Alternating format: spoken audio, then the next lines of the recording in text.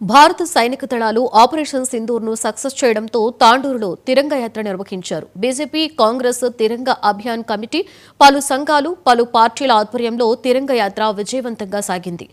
నెహ్రూగంజ్ రేణుకా ఎల్లమ్మ దేవాలయం వద్ద ప్రారంభమైన ఈ ర్యాలీ ఇందిరా చౌరస్తా వరకు సాగింది. జాతీయ జెండాలను ప్రదర్శిస్తూ మానవహారంగా నిలబడి జాతీయ గీతాలు ఆలపించారు.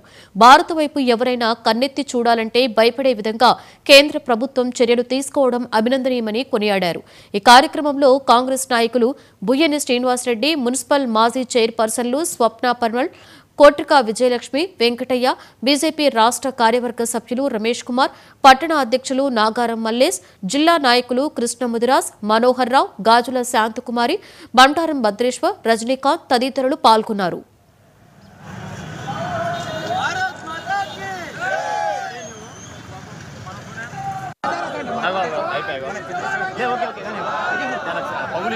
ఆపరేషన్ సింధూర్ తర్వాత భారతదేశం యావత్తు గల్లీ గల్లీ నుంచి కూడా ఈ దేశమే నాకు ముఖ్యమనేటటువంటి గుండెల నిండా దేశభక్తిని చేతిలో దేశ జెండాను పట్టుకొని గల్లీ గల్లీలో తిరంగ యాత్ర తీసుకుంటున్న సందర్భంలో ఇవాళ భయపడేది పాకిస్తాన్ ఒకటే కాదు.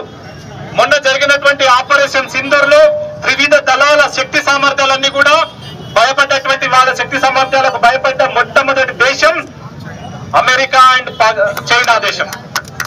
ఇవాళ నిజంగానే భారతదేశం ఒక వారం రోజుల పాటు యుద్ధం చేస్తే కనుక ప్రపంచ దేశంలో అగ్రగామిగా ఏకైక దేశం భారతదేశం నిలుస్తుందనేటటువంటి భయం చేత ఇవాళ పాశ్చాత్య దేశాలన్నీ కూడా భారతదేశం పైన కుట్రలు పెడుతున్నాయి. మిత్రులారా,